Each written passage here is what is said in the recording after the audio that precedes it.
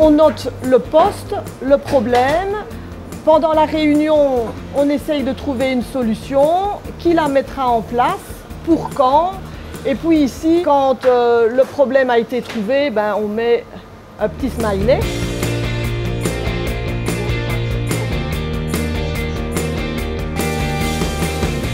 Ce n'est pas un acronyme, Lean en anglais ça veut dire maigre.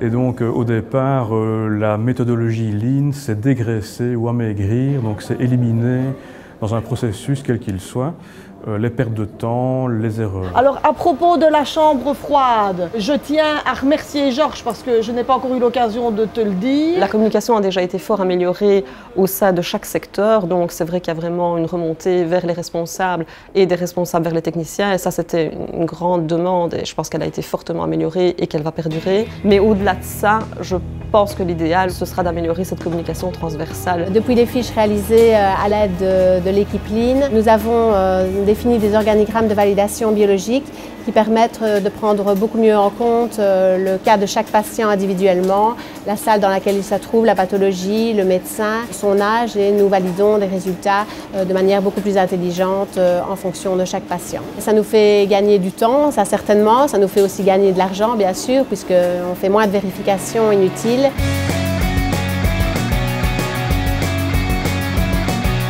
On part d'un système où il y avait 7 services indépendants et on va essayer de progresser vers une organisation en un seul laboratoire unifié, qui est l'Unilab, avec des objectifs communs et avec un mode de fonctionnement commun.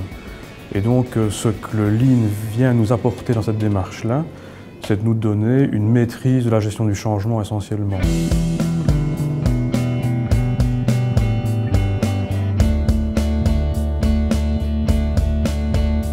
Quand on parle du Lean, on pense au flux tendu, on pense donc à la productivité et à la rentabilité en premier lieu.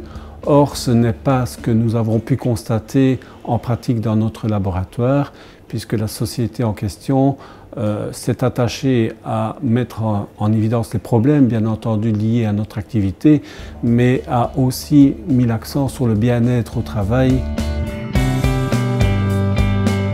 Donc on essaie effectivement de réorganiser les processus pour gagner du temps, mais ce temps il est réinvesti pour développer de nouvelles activités, pour augmenter la qualité de notre travail, pour augmenter la satisfaction du personnel, pour améliorer l'ambiance au travail. Ce sont les mêmes échantillons qui viennent des patients, ce sont les mêmes technologues, ce sont les mêmes médecins, pharmaciens, secrétaires, c'est bien souvent les mêmes machines, mais c'est organisé d'une façon beaucoup plus cohérente, avec l'adhésion de chacun, car c'est ça un peu le miracle de ces processus d'audit finalement, c'est que les propositions d'amélioration viennent des utilisateurs eux-mêmes. Le défi principal, c'est de faire en sorte que l'impulsion qui a été donnée ces 3 dernières années perdure jusqu'à l'Unilab et au-delà de l'Unilab où il faudra sans doute encore remettre certaines choses en question et améliorer encore nos pratiques.